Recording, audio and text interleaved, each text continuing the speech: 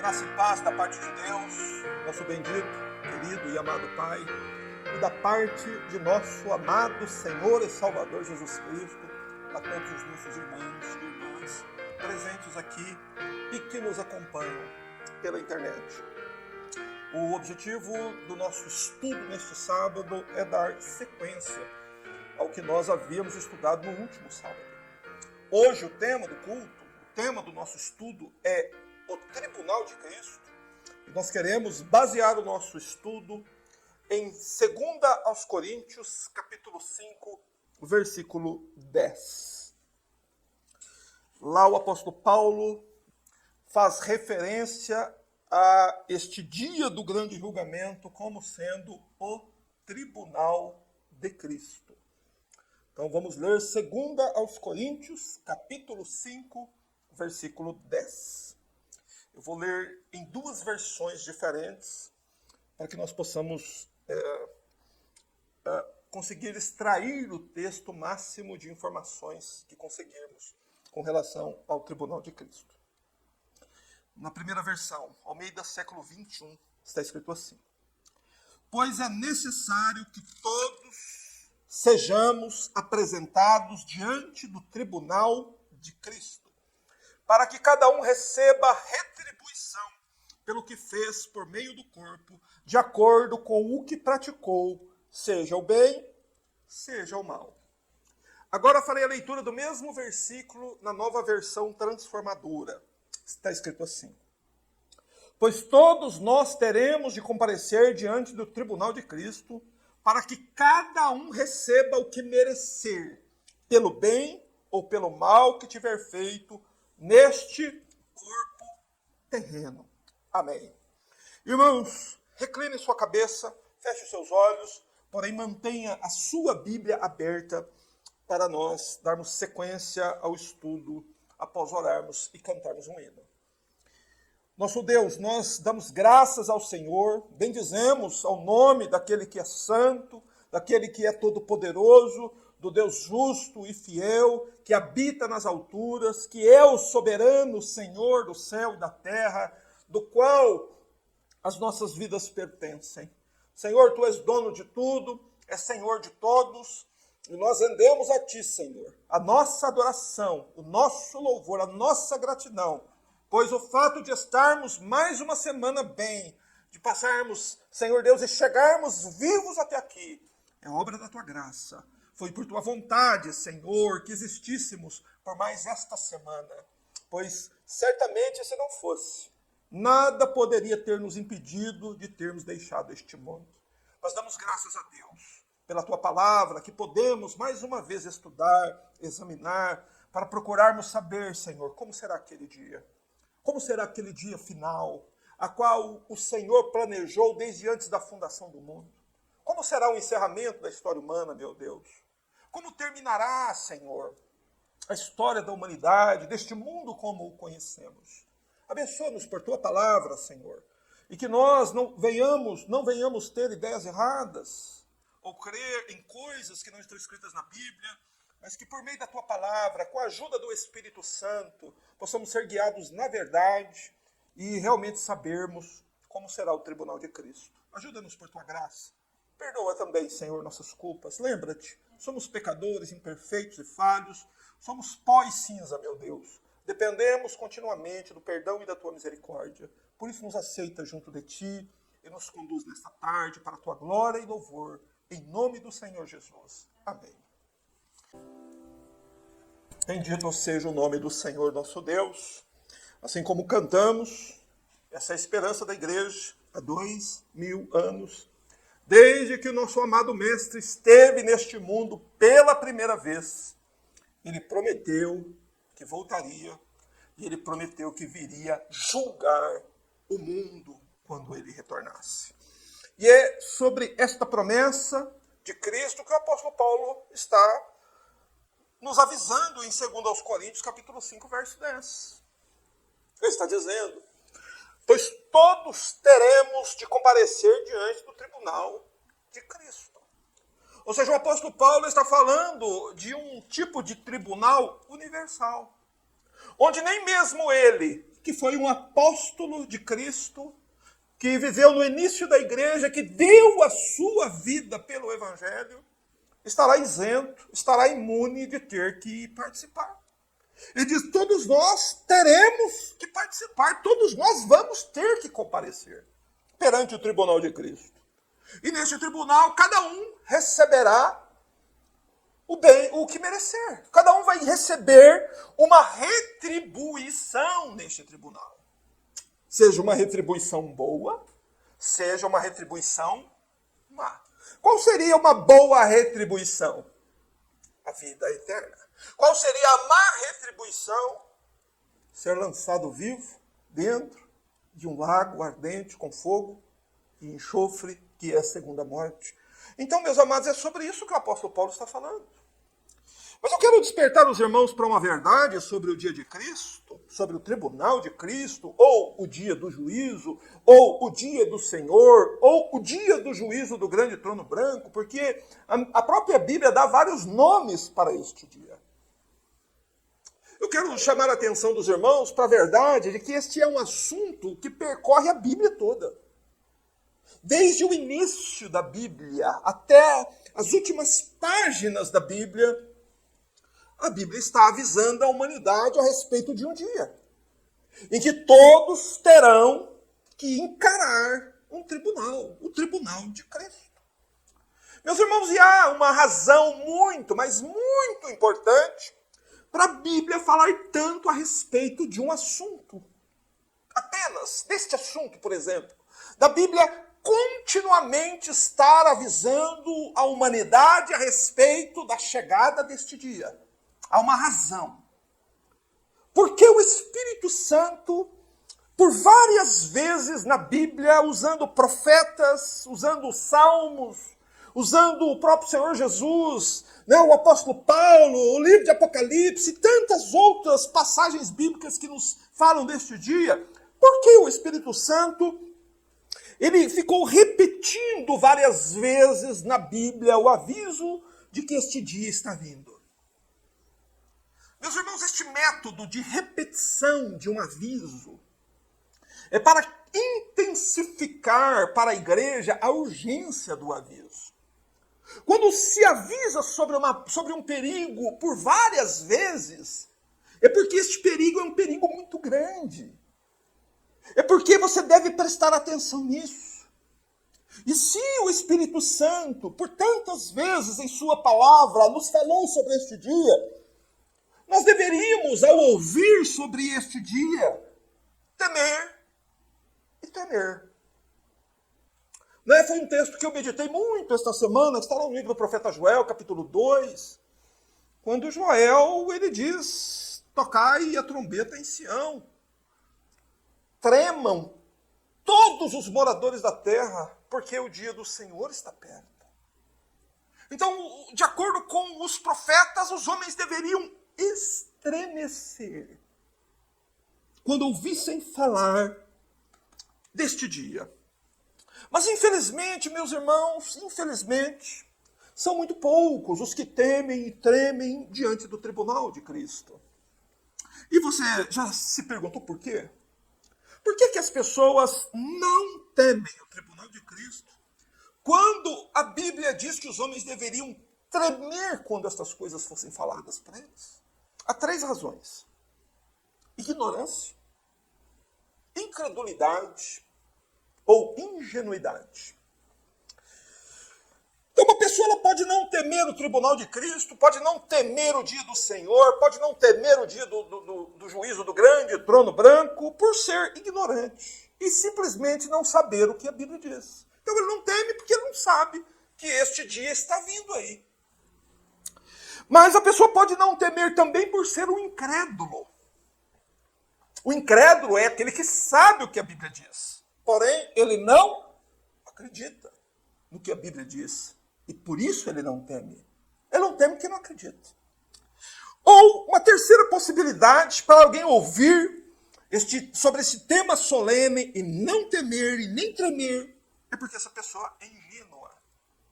Mas a ingenuidade aqui tem um sentido negativo, porque tem um tipo de ingenuidade que tem uma conotação positiva. A ingenuidade que eu estou me referindo aqui é uma ingenuidade no sentido negativo. O que é uma pessoa ingênua? É uma pessoa que acredita em ideias e teorias inventadas pelos homens. Isso é uma pessoa ingênua. Dentro de tantas teorias inventadas pelos homens com relação ao que vai acontecer com a humanidade no fim, eu vou destacar até algumas aqui.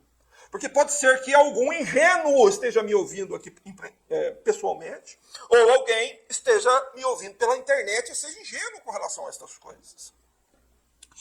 Você sabe que há milhões de pessoas tão ingênuas que elas acreditam que o amor de Deus o impedirá de cumprir sua palavra e de condenar no dia do juízo os ímpios e pecadores a um lago ardente com fogo e enxofre. Você acredita que a gente é tão ingênua assim? Que acreditam que o amor de Deus impedirá a Deus de cumprir a sua justiça, de cumprir a palavra dele, de condenar, para condenar os seres humanos ao inferno? Isso é ingenuidade, irmãos. Você não conhecer o caráter de Deus. Deus é amor, sim. E ninguém pode exagerar sobre quanto amor Deus demonstra pela humanidade. A prova do amor de Deus está lá na cruz do Calvário. Foi o amor de Deus que produziu a cruz. Deus amou o mundo de tal maneira e deu o seu Filho para que todo aquele que nele crê não pereça, mas tenha vida eterna. Foi o amor de Deus que produziu a cruz para que os homens creiam em Jesus e, portanto, escapem da condenação.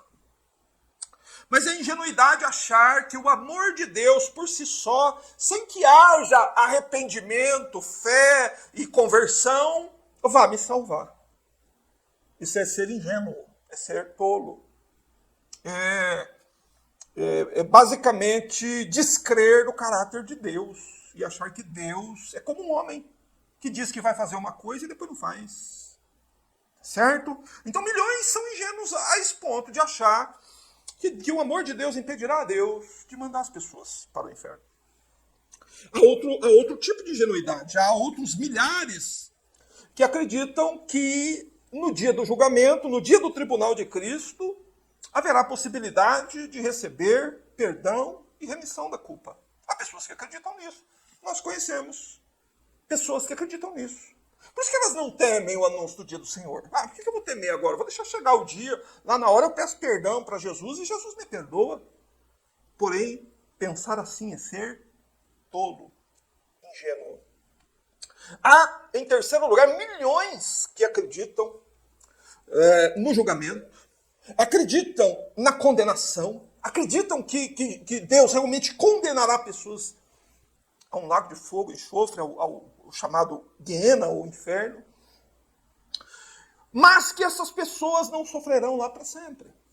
Elas, depois de um determinado período de tempo, elas serão aniquiladas. Então há milhões de pessoas que acreditam nisso, que o inferno não é para sempre. Que os homens passarão pelo julgamento, que os homens serão condenados, que os pecadores não arrependidos serão lançados para o inferno. Só que eles não acreditam que o inferno é eterno. Eles não acreditam nisso. Quando se fala sobre isso com eles, eles dizem assim, não, mas Deus não é mau. Para Deus condenar pecadores ao inferno eterno, Deus tem que ser mau. Não. Essa é a ideia que eles tentam transmitir. E parece ser uma coisa, né, parece até lógica, né? Mas não. O inferno eterno é a justa retribuição de Deus pelo mal que os homens causaram. Não é o que Paulo diz aqui. Nós vamos ser apresentados diante do tribunal de Cristo para receber o quê? A retribuição justa, o julgamento feito por um justo juiz, num justo tribunal, sob justas leis. Com qual finalidade? Para que não ocorra erros judiciais, para que não ocorra nenhum erro, mas porque os pecadores serão lançados sim no inferno eterno. Mas as pessoas ingênuas não acreditam no inferno eterno. E por não acreditar que a punição é eterna, o que acontece? Ele não teme, nem treme, quando se fala sobre o tribunal de Cristo. Mas há também, em quarto lugar, bilhões de pessoas que acreditam que no fim todos serão salvos. Você sabia que existem bilhões, pelo menos 1,5 bilhão de pessoas que acreditam que no fim todos serão perdoados e salvos? Isso é o que o catolicismo romano ensina. É chamado de universalismo. Mas acreditar nisso tem que ser muito ingênuo. Muito ingênuo. Porque não é isso que nós lemos nesse primeiro versículo que lemos aqui sobre o tribunal de Cristo. Porque aqui está dito que cada um receberá a retribuição pelo que fez por meio do corpo, de acordo com o que praticou, seja bom, seja mal. Então, Paulo está nos dando aqui a ideia de que receber uma boa retribuição no dia de Cristo é receber a vida eterna, e que receber uma má retribuição no dia de Cristo é receber a condenação eterna. Você entendeu? Lá naquele dia a humanidade se separará. Meu Deus, irmãos, em toda a Bíblia Deus está dizendo isso, desde o Salmo 2, passando pelas parábolas que o Senhor Jesus contou. A parábola dos servos, 3 servos que habitavam na mesma casa, e que no fim, quando o senhor da casa voltou, 2 servos continuaram e um servo foi lançado para fora das trevas exteriores. A Bíblia está nos falando de separação eterna. A parábola das ovelhas e dos bodes, em Mateus 25, 31, nos fala que quando o rei chegar e se assentar no seu trono, ele vai apartar as nações como um pastor aparta as ovelhas dos bodes, e enviará as ovelhas para o reino eterno, e enviará os bodes para o fogo eterno. Haverá uma separação, mas bilhões de pessoas acreditam que no final todos serão salvos. Acreditar nisso é ser ingênuo. E por ser ingênuo, por achar que no fim vai dar tudo certo, isso é uma ingenuidade. Apenas dizer isso é ser ingênuo, mas ser ingênuo no sentido negativo da palavra. Apenas pensar assim mostra que a pessoa é ingênua. E há tantas pessoas, há tanta controvérsia, tanta questão sobre essa questão do dia do Senhor, que eu tenho a obrigação de fazê-lo diante das almas que me escutam. Nós precisamos desmentir estas ideias falsas, essas teorias, através da Bíblia, para que nenhum de nós caia no erro de não temer e tremer quando for falado para nós acerca do dia do Senhor. Eu peço a você até que coloque na sua lista de oração, eu tenho a minha aqui, ore a Deus, para que Deus te guarde de acreditar em teorias e tradições, por mais antigas que sejam, e que não podem ser comprovadas pela Bíblia. Nós devemos acreditar no que a palavra de Deus diz. Nós precisamos ouvir o que o Espírito Santo diz através da palavra de Deus. E precisamos firmar nisso nossas convicções, porque o nosso tempo de nos preparar para este dia está terminando. Todas as vezes que nós lemos sobre este dia, nós vemos o Espírito Santo dizendo, esse dia está perto, este dia está vindo, em breve esse dia vem. E este tempo que nós temos é um tempo de preparação. No entanto, nós podemos provar pela Bíblia, em vários livros, capítulos e versículos da Bíblia, que será inevitável o nosso comparecimento nesse tribunal, e que neste tribunal só há 2 possibilidades: ou a condenação, ou a absolução. Não há uma terceira possibilidade. Todos os moradores da terra ou serão absolvidos ou serão condenados. Por isso é um tribunal, é uma linguagem de tribunal. Mas, é claro, antes de estudarmos e de olharmos para a Bíblia e termos uma visão de como será aquele dia do Senhor, nós precisamos, antes de analisar o texto, entender uma coisa. Até mesmo entre nós, cristãos, existem controvérsias a respeito do dia de Cristo. Você entende que assim, virou uma coisa que cada um acredita no que quer. Não é? Há controvérsias entre os crentes, debates entre os crentes sobre como será o dia de Cristo. Se será um tribunal único, exclusivo para toda a humanidade, ou se haverá 2 tribunais ou 3. Tem gente que diz que haverá até mais de 2 tribunais. Mas não, irmãos. Quando a Bíblia fala do tribunal de Cristo, nós vemos aqui na passagem que nós lemos em 2 Coríntios 5,10, que Paulo fala de um único tribunal. Ok? Não são tribunais. É tribunal. Significa que é apenas um tribunal, um dia, um evento. E que a Bíblia inteira está nos falando acerca deste dia. Não é? Mas há muita gente que afirma que existe um tribunal exclusivo para crentes e há um tribunal exclusivo para ímpios. Esse da qual Paulo cita, que dizem que é tribunal só para crentes, 2 Coríntios 5,10, ele é citado para dar sustentação bíblica de um tribunal exclusivo para crente. E aquela passagem lá de Apocalipse capítulo 20, sobre o trono branco, é um julgamento só para ímpio. Essa é a ideia que paira por aí, não é? Que predomina no meio das igrejas evangélicas. Mas, irmãos, nós precisamos abandonar nossos pressupostos, abandonar as tradições que recebemos, e devemos nos reclinar para a palavra de Deus e fazer como fez o jovem Samuel. Samuel orou assim, né, quando Deus falou com ele, diz assim: fala, Senhor, que o teu servo ouve. Senhor, fala, nós queremos ouvir por tua palavra como será esse tribunal. Nós queremos ouvir do Senhor. Não queremos controvérsias, não queremos pressupostos, não queremos tradições. Nós queremos simplesmente saber o que a Bíblia tem a dizer a esse respeito. Esse é o meu objetivo. Espero que seja o objetivo dos irmãos que estão aqui comigo. Espero que seja o objetivo de todos os que ouvirem no futuro esta pregação.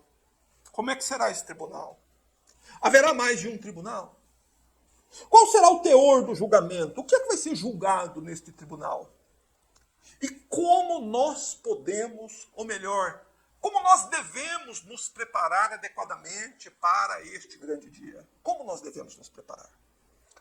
Mas, graças a Deus, a Bíblia, né, pela providência de Deus, reservou uma passagem, 5 capítulos, para nos mostrar como será esse julgamento.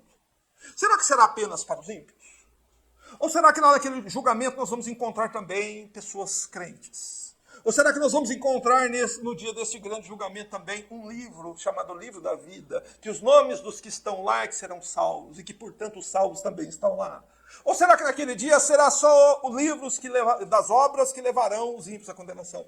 Nós precisamos entender isso.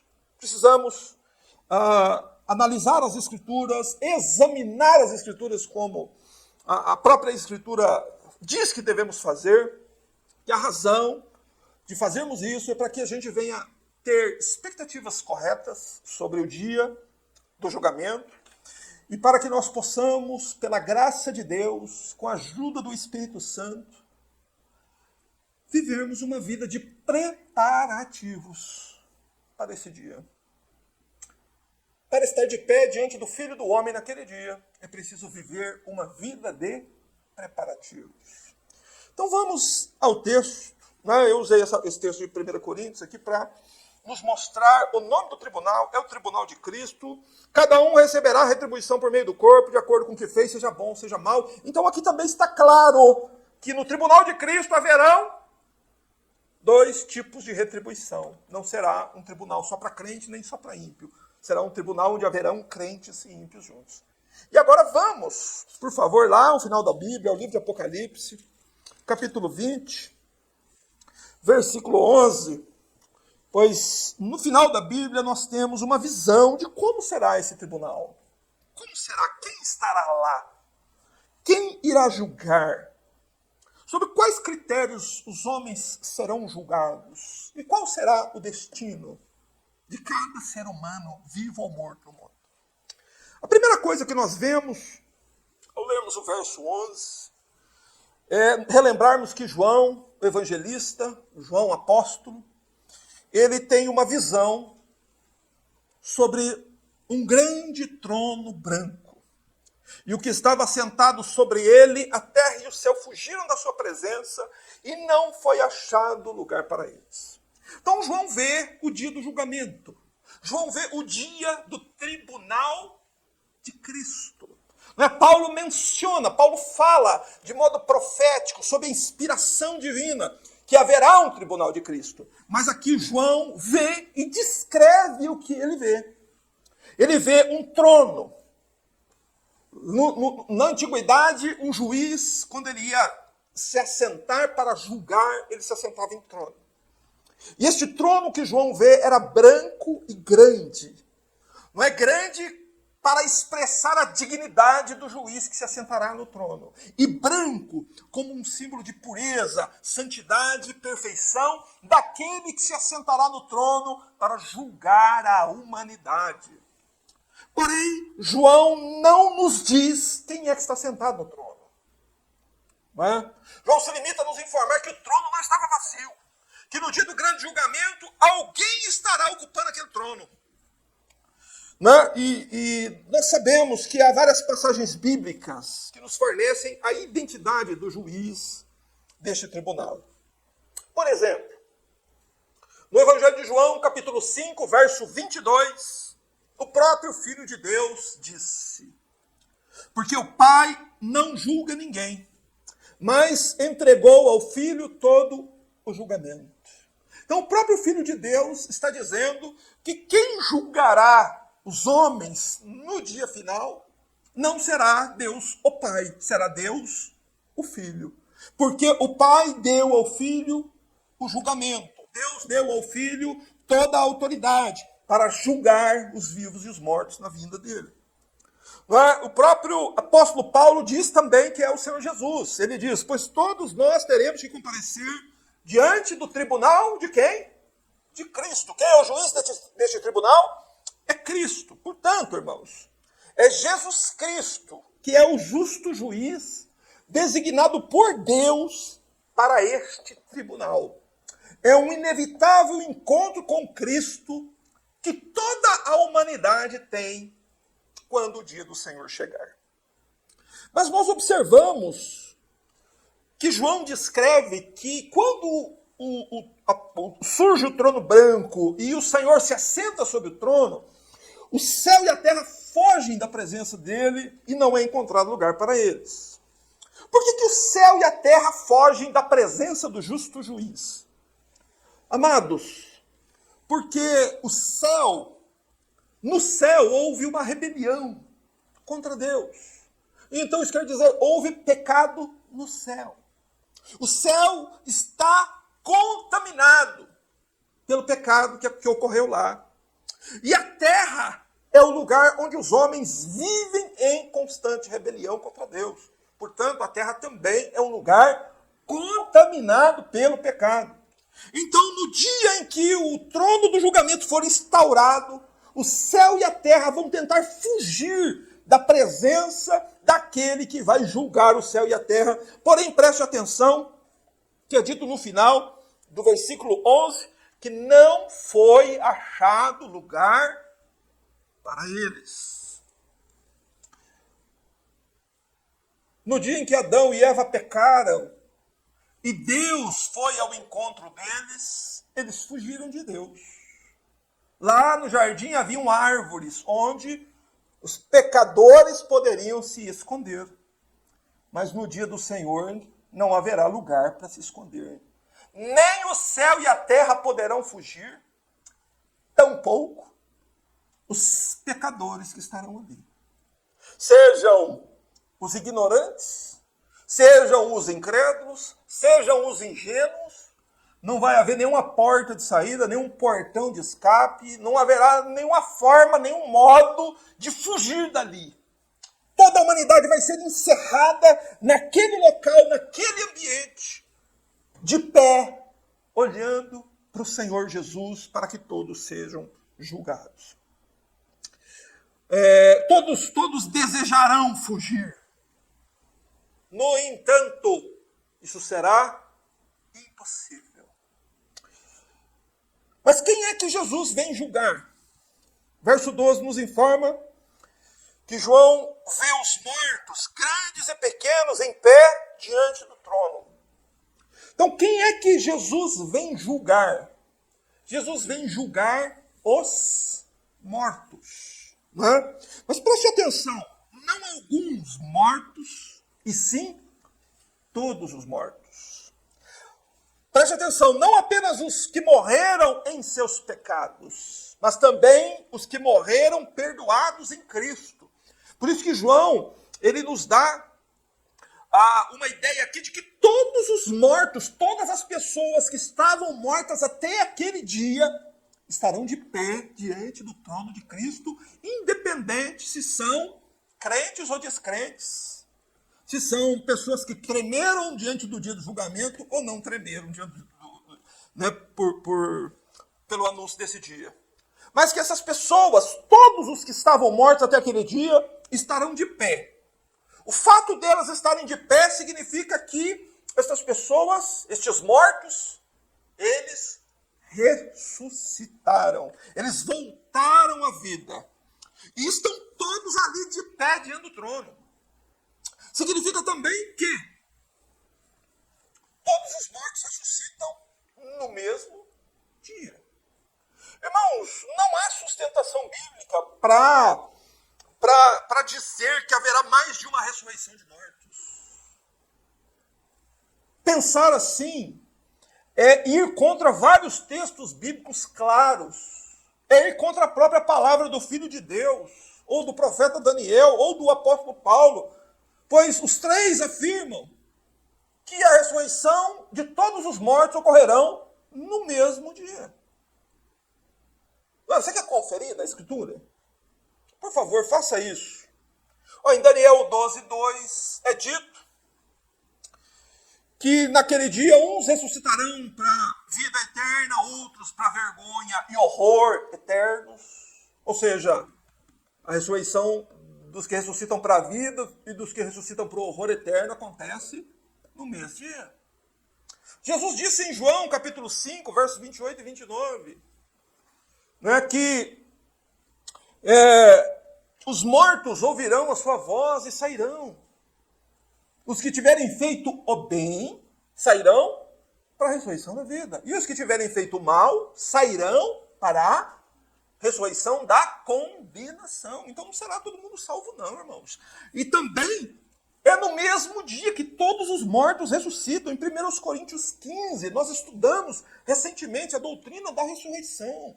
É no mesmo dia que todos os mortos ressuscitam. E é sobre este dia que João tem a visão aqui no livro de Apocalipse. E é neste dia o tribunal de Cristo. Pois é exatamente isso que Jesus vem fazer. Ele vem julgar vivos e mortos na sua vinda. A Bíblia fala de uma única ressurreição geral de mortos. E por que João nos descreve aqui que os mortos, todos, grandes e pequenos, de pé diante do trono? Para nos fazer entender uma verdade sobre a realidade que nós estamos presos nela. Queridos, não há modo de escapar. Não há modo de fugir e nem onde se esconder. Se a alma estiver na mais profunda sepultura, se o corpo estiver na mais profunda sepultura, ele vai voltar à vida. Se a alma estiver lá no lugar dos mortos, ela voltará à vida. Se a alma do indivíduo estiver lá no paraíso com Cristo, ela volta e retoma seu corpo e se apresenta para o julgamento. Não há como escapar do julgamento. Essa é a nossa realidade. Não tem como você escapar disso. Ela é incontornável, ela é inadiável, ela é inescapável. Tem gente que tem dificuldade de lidar com isso. Mas não adianta. Porque até os mortos serão convocados para prestar contas. Meus irmãos, e se eles serão, e se a Bíblia está demonstrando que eles serão, o que é que devem esperar os que estiverem vivos no dia em que o trono for estabelecido? eles igualmente serão convocados para o julgamento. Pois a Bíblia diz claramente que Jesus vem julgar não só vivos, Jesus vem julgar também os mortos. Por favor, projete o texto.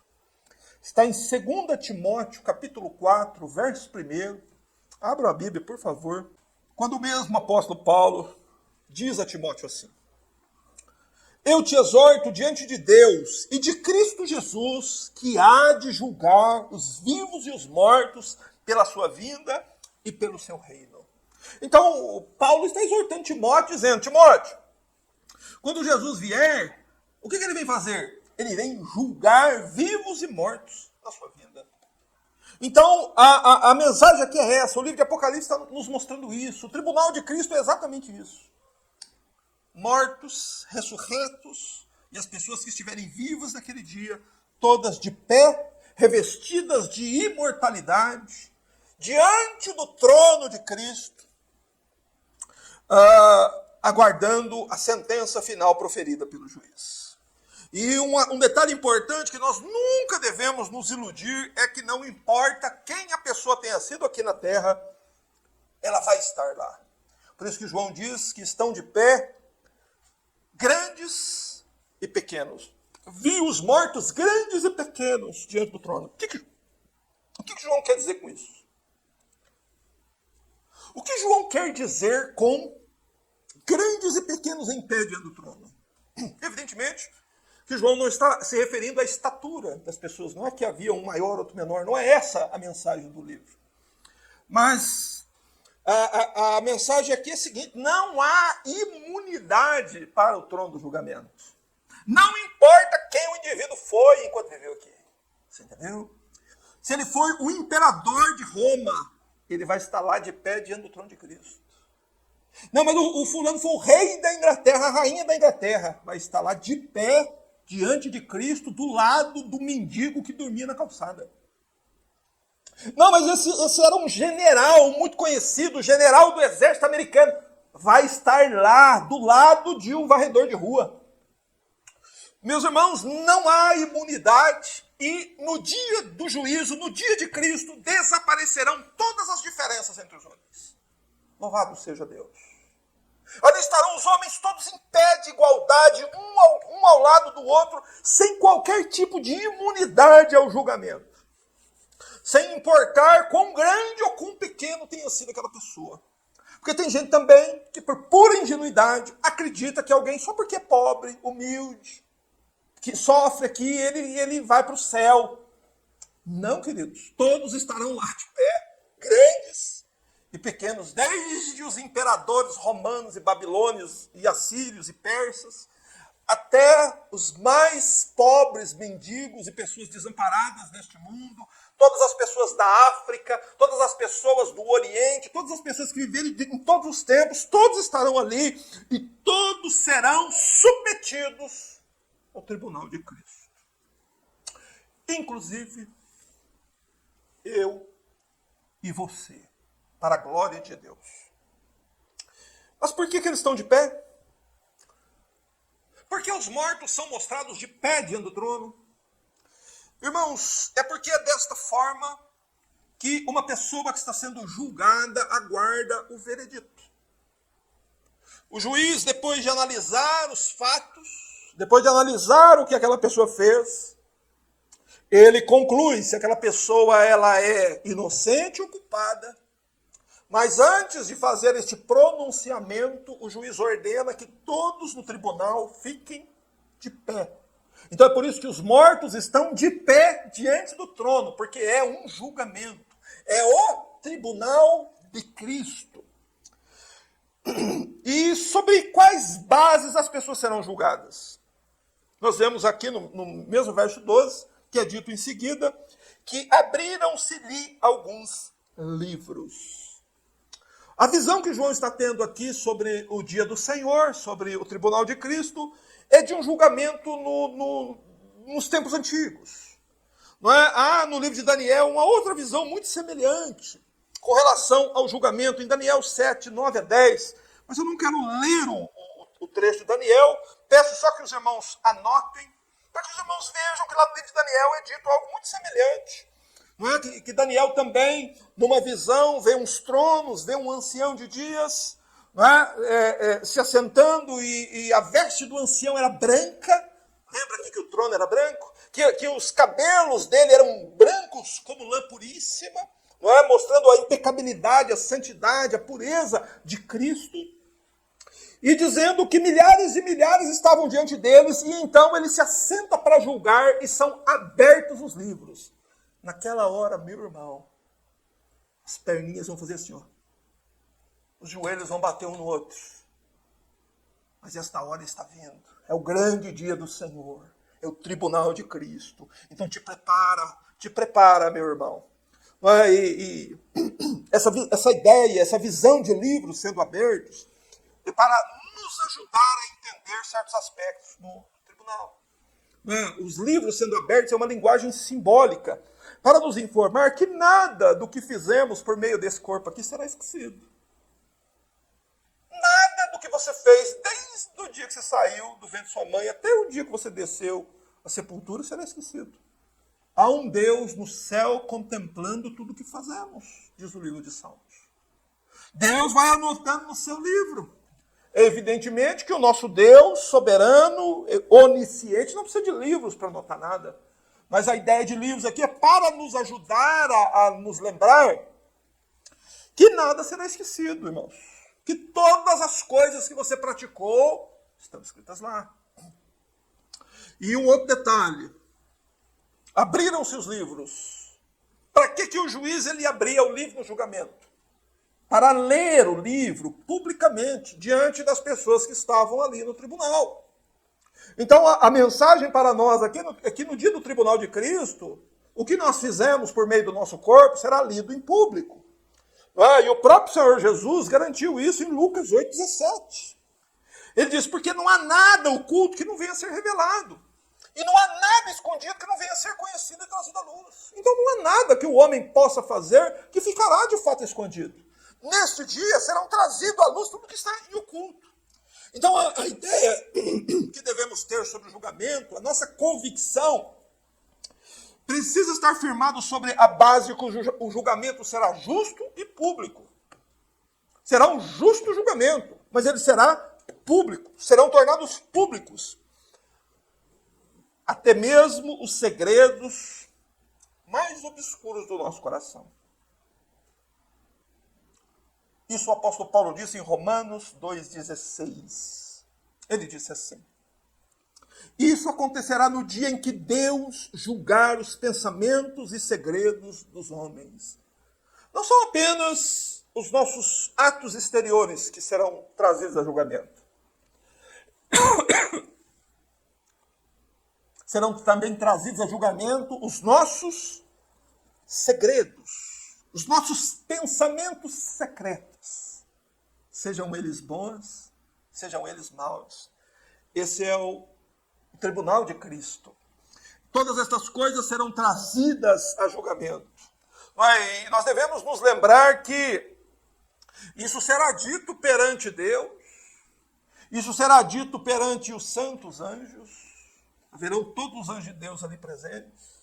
E também estará presente ali, naquele dia, toda a humanidade ressurreta. Então, todo mundo que você conhece, seus pais, suas mães, seus avós, bisavós, trisavós, e toda a tua árvore genealógica, desde Adão, toda a humanidade, estará ali ressurreta e presente, e cada pessoa, cada indivíduo sendo julgado publicamente, pessoalmente, individualmente, e a vida dela tornada pública diante de toda a humanidade, de todos os santos anjos de Deus. E eu fico pensando nisso, e eu penso o seguinte: até a terra e o céu queriam fugir daquele lugar. Sabe por quê?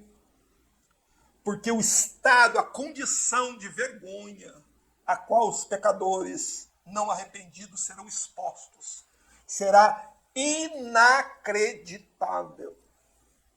Você não terá onde se esconder, não terá para onde correr, não terá uma touca, não terá um buraco para se enfiar.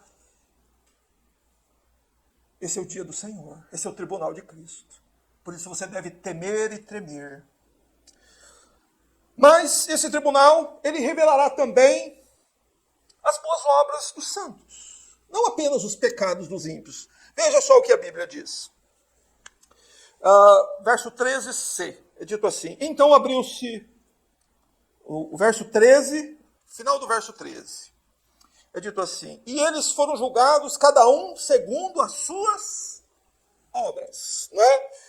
Não é como Paulo disse em 2 Coríntios 5,10. Cada um de nós receberá no tribunal de Cristo o que merece pelaquilo que fez por meio do corpo. Eles foram julgados cada um segundo as suas obras. Quer dizer que nesse tribunal não serão apenas expostas as iniquidades e pecados e más obras dos ímpios, pecadores e não arrependidos. Neste tribunal será também conhecidas as boas obras dos santos. Louvado seja Deus. Tudo se tornará público. Todo o trabalho desempenhado pelo Evangelho, pelo avanço do reino, cada pessoa evangelizada, cada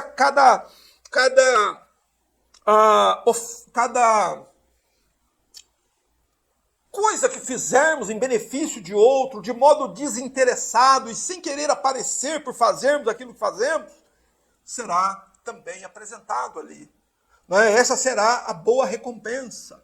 Receber de Deus, não é? Ali o chamado galardão. Sobre essa questão do galardão, falarei numa outra oportunidade. Mas a mensagem aqui é que cada um, tanto os salvos quanto os perdidos, serão julgados segundo as suas obras. E haverão obras más, e haverão obras boas.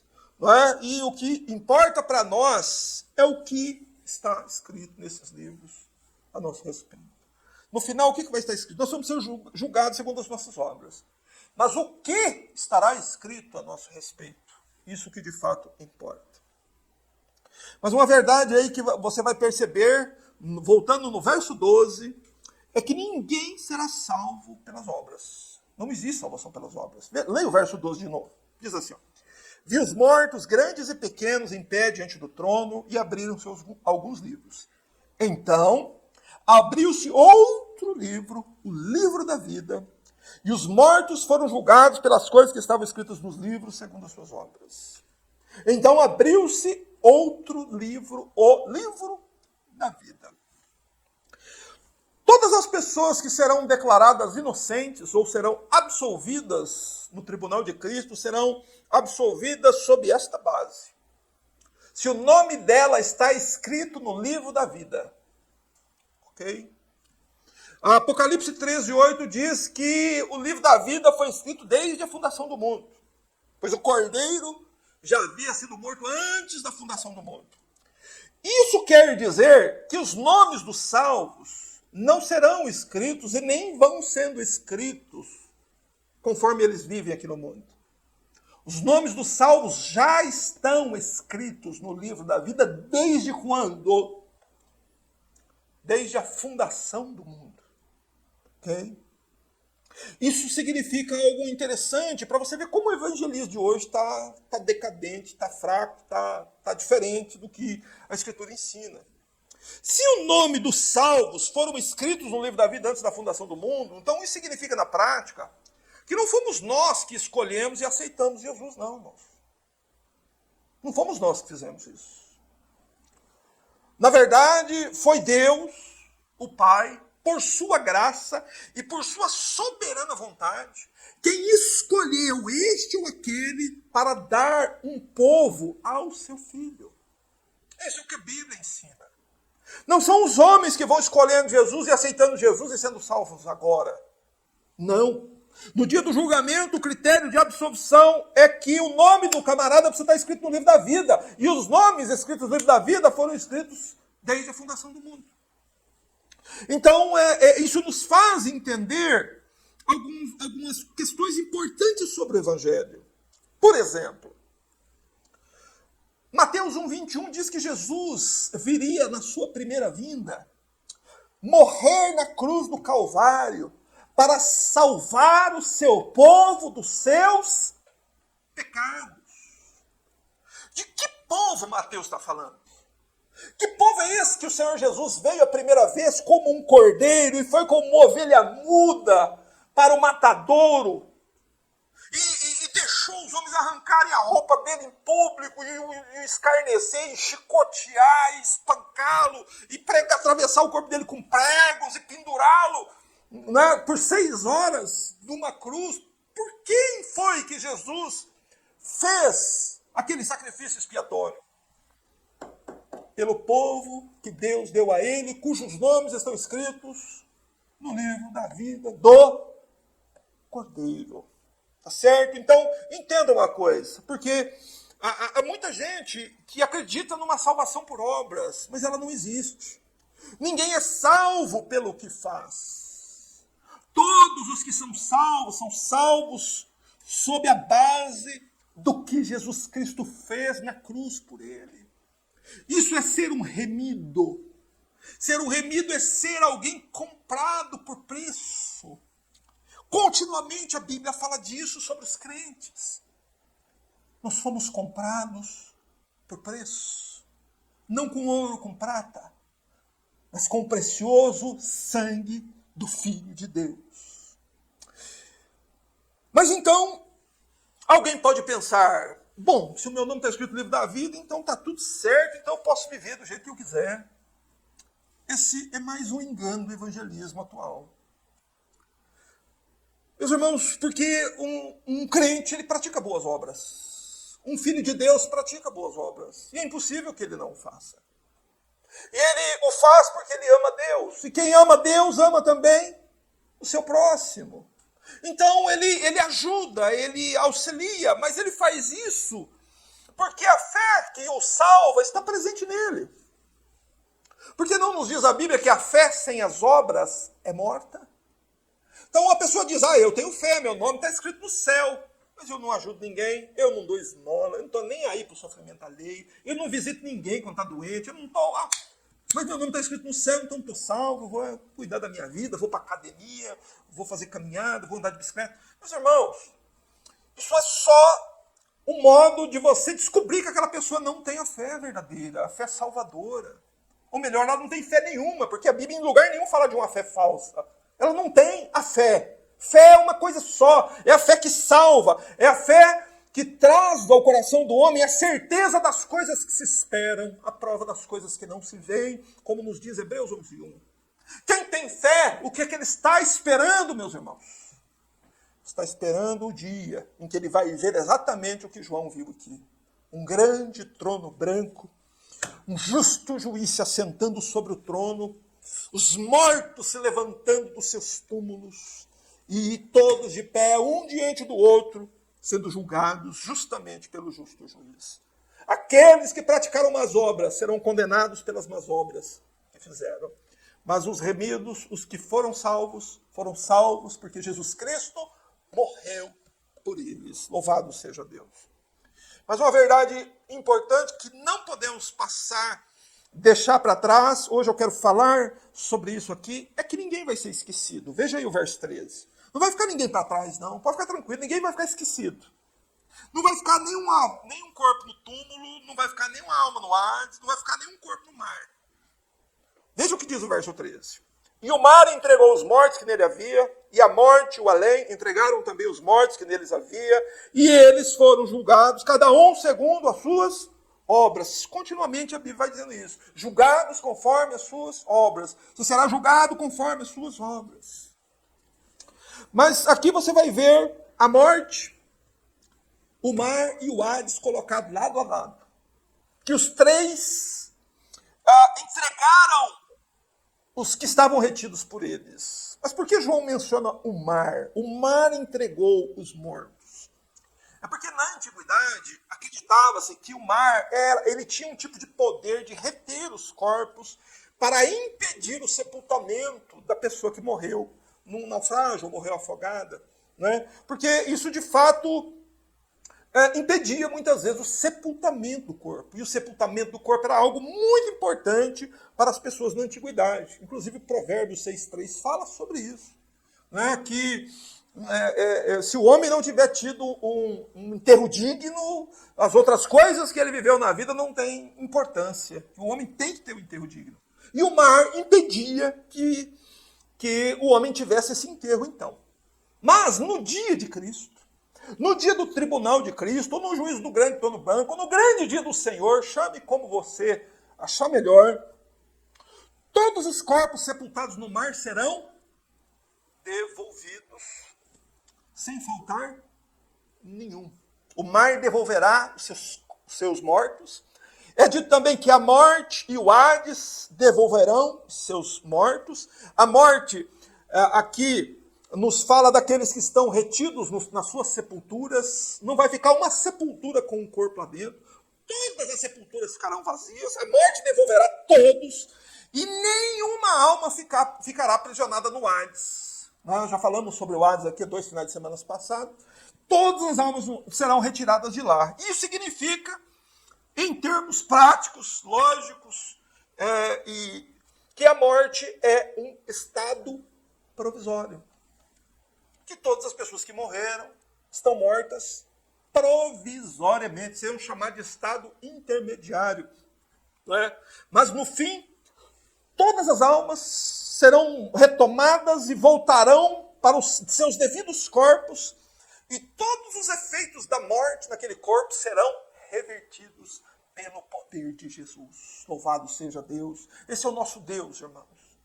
Deus começou criando o primeiro homem do pó, no início da história humana. No fim da história humana, Deus retorna à humanidade a vida através do pó. Esse é o nosso Deus, Ele é todo-poderoso Deus. E esse evento extraordinário ocorrerá pelo comando do próprio Senhor Jesus. Então veja a grandeza do Senhor Jesus, irmãos. Jesus diz que é sob o comando dele, é pela voz dele que todos os mortos vão... É pela ordem de Cristo que o mar obedecerá e devolverá os corpos. É pela ordem de Cristo que a morte obedecerá e devolverá os mortos. É pela ordem de Cristo que o Hades devolverá as almas.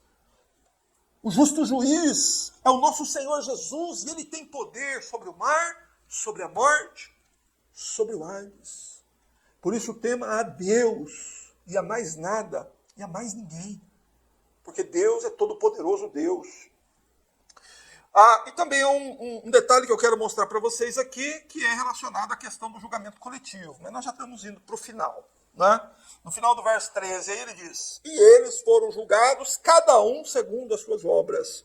Essa é a minha versão, Almeida século 21, diz que cada um das pessoas julgadas ali, que é toda a humanidade, evidentemente, tanto vivos quanto mortos, serão julgados, cada um segundo as suas obras. Na versão Almeida Revista e Corrigida diz: e foram julgados um por um. Então, eu digo para você uma coisa, meu amado e minha amada irmã. No dia lá você vai ter que ter paciência. Vai ser julgado um por um. E tem muita gente para o Senhor julgar. Ok? Serão um por um. E também aqui destaca-se a verdade de que chegará a sua vez. Chegará a minha vez. E o que é que o Senhor Jesus dirá sobre mim e sobre você no dia em que Ele julgar a nossa vida, toda a nossa história, o nosso coração e tudo mais? O ponto principal é esse. No verso 14 é mostrado o fim da morte e do Hades. É dito assim: e a morte e o inferno, na tradução Almeida século 21 é inferno, mas a palavra grega aqui é Hades. A morte e o Hades foram jogados no lago de fogo. Essa é a segunda morte, o lago de fogo. Então, quando o tribunal de Cristo for instaurado, tanto o inferno eterno já terá sido inaugurado. Hoje não tem ninguém no inferno ainda. Mas quando o dia do Senhor chegar, o inferno já terá sido inaugurado. Por quem?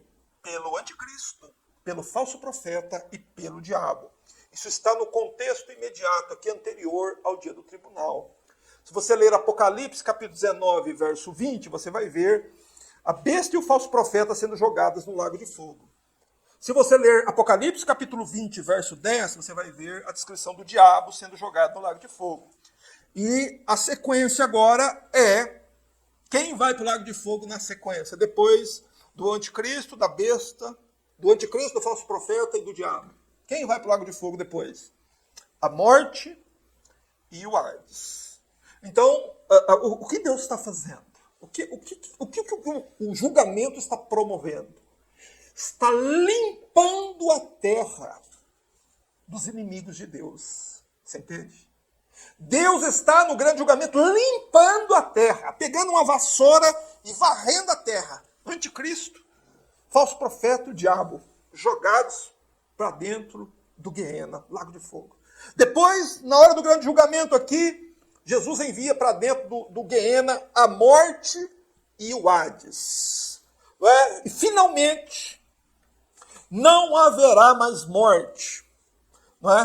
Ninguém morrerá mais. Você entende? Essa é a mensagem aqui. É o fim da morte. Tem até um livro muito conhecido, muito famoso, dito que é a morte da morte. O dia em que o Senhor Jesus enviará a morte e o Hades para dentro do lago de fogo. Então você deve ter uma ideia aqui de que esse inferno, o Guiena, é um lugar imenso. Imenso. Mas a morte e o Hades foram jogados dentro do lago de fogo. Esta é a segunda morte. Olhando para isso, meus irmãos, olhando para estas profecias, olhando para estas promessas de Deus, que o apóstolo Paulo se alegrou naquele dia, lá em 1 Coríntios 15, e disse: ó morte, onde está a tua vitória? Ó Hades, onde está o teu aguilhão? Porque no final, tanto a morte quanto o Hades não estarão mais no mundo. O mundo será limpo destas pragas. Elas serão lançadas para dentro do Guiena.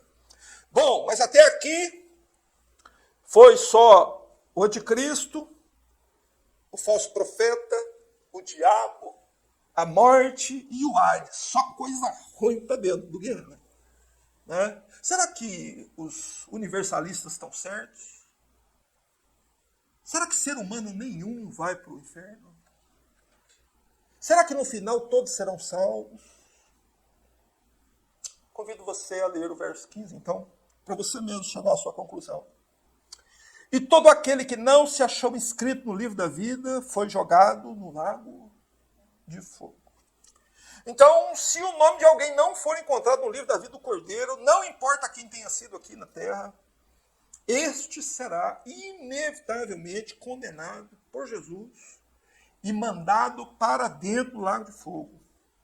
E ele vai ser atormentado para sempre ao lado dos inimigos de Deus. O diabo, o anticristo, o falso profeta, estará lá, no lago de fogo. Meu amado irmão, minha amada irmã, e eu gostaria muito que vocês não acreditassem em teorias e tradições a esse respeito. Pois há 1.700 anos é dito que o inferno não é lugar para ser humano, que no final os seres humanos serão todos salvos. Meus irmãos, isso é mentira, e é uma mentira do diabo. A Bíblia nos dá uma descrição e diz que todo aquele que não se achou escrito no livro da vida foi jogado no lago de fogo. Em Mateus capítulo 25, na parábola das ovelhas e dos bodes, nós vemos os bodes todos sendo lançados, Jesus dizendo: para longe de mim, malditos, para o fogo eterno, separado para o diabo e seus anjos. Pessoas sendo jogadas no inferno. Então não acredite em teorias. Tema e trema diante de Deus. Tema diante de Deus. Pois esse é um perigo real, irmãos. Esse é o salário do pecado. É isso que o pecado te traz no final. Esse é o preço do pecado. Ser lançado vivo dentro do lago de fogo e enxofre, e ser atormentado noite e dia pelos séculos dos séculos, como diz Apocalipse 20:10. Misericórdia, irmãos.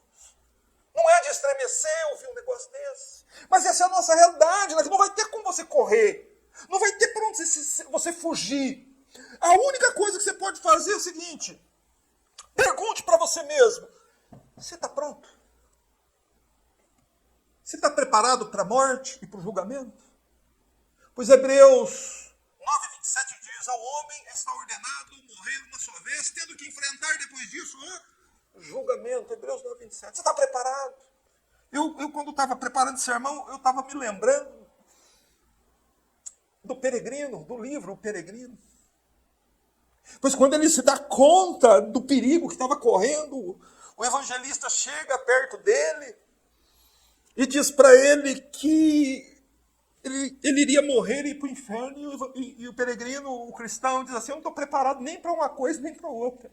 Eu não estou preparado nem para morrer nem para ir para o inferno. O que eu faço então? Então, meu amigo, corre. Fuja da ira vindoura. Ele recebeu um papel escrito assim: fuja da ira vindoura. Meus irmãos, que você e eu façamos o mesmo. Mas para onde que eu fujo? Para onde que eu corro? O que eu faço? Ainda há tempo de se preparar? Sim, ainda há tempo. Agora você pode se preparar.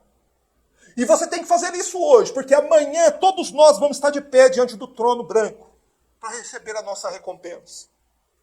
E essa é uma realidade inescapável, incontornável, irmãos.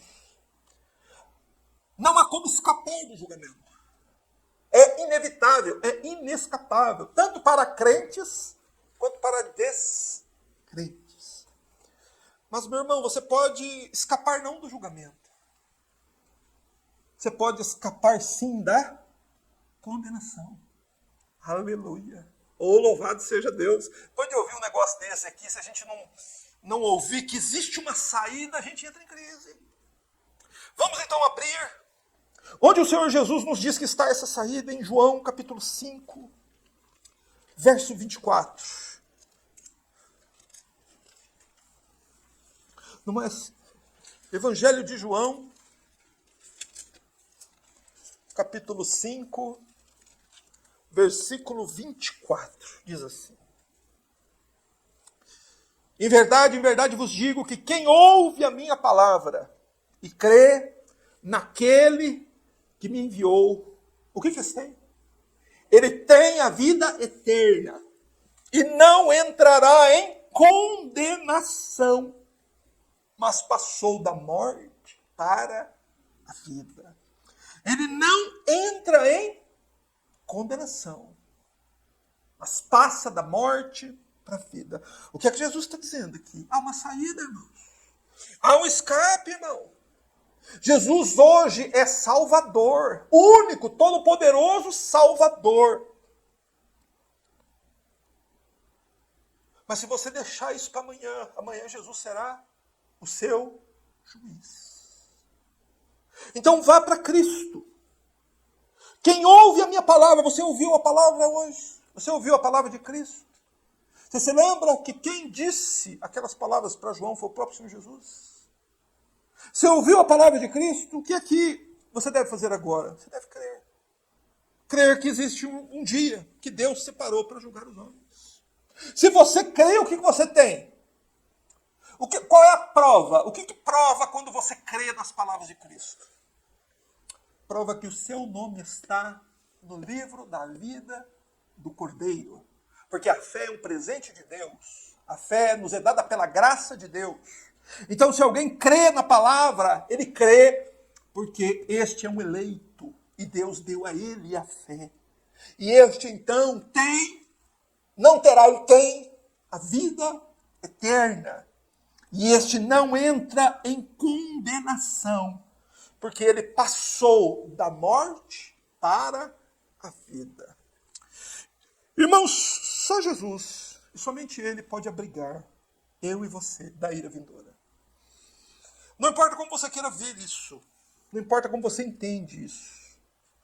Todos nós teremos de comparecer perante o tribunal de Cristo. Lembra que Paulo disse isso? Nós vamos ter que comparecer, crente ou descrente. Com Cristo ou sem Cristo. Mas é muito melhor com Cristo. Ou melhor, é infinitamente melhor, é incomparável você viver com Cristo aqui. Morrer com Cristo. E naquele tribunal, quando Jesus olhar para você, você ter ali um amigo assentado no grande trono branco. E ele voltar-se para você e dizer assim: vem, bendito de meu Pai, vem, remido, vem, ovelha minha. Entra para o reino que está preparado. Mas cuidado, irmãos, porque sem Jesus, as palavras que você ouvirá dele são as mais terríveis palavras que ser humano algum jamais ouviu, mas bilhões ouvirão naquele dia. Feche seus olhos e corra para Jesus. Graças te damos, Senhor, nosso Deus, nosso Pai, por tão benditas palavras, Senhor, escritas no Santo Livro, pelas palavras de vida eterna, Senhor. Meu Deus, tememos ao ouvir falar destas coisas, pois sabemos que são verdades de Deus e que são realidades inescapáveis. Este dia está no nosso futuro e nem mesmo a morte nos fará escapar daquele dia. Contudo, Senhor, não queremos escapar. Aquele que está seguro em Cristo não teme. Ele está preparado, está pronto. Porque ele sabe o que ele receberá. Porque ele crê no que diz a Escritura. E sabemos, Senhor, que se cremos, foi porque o Senhor nos abençoou. E antes da fundação do mundo, o Senhor nos conheceu. E escreveu o nosso nome naquele livro bendito do Cordeiro. E teu Filho veio ao mundo e padeceu na cruz do Calvário. E com sangue nos comprou da condenação eterna para nos dar a vida eterna. Bendito seja Deus, por sua graça, por sua bondade soberana, por teu auxílio, Senhor, pelo teu Espírito Santo que nos faz entender estas coisas. Ajuda-nos assim a perseverarmos firmes na fé até o fim, em nome de Cristo.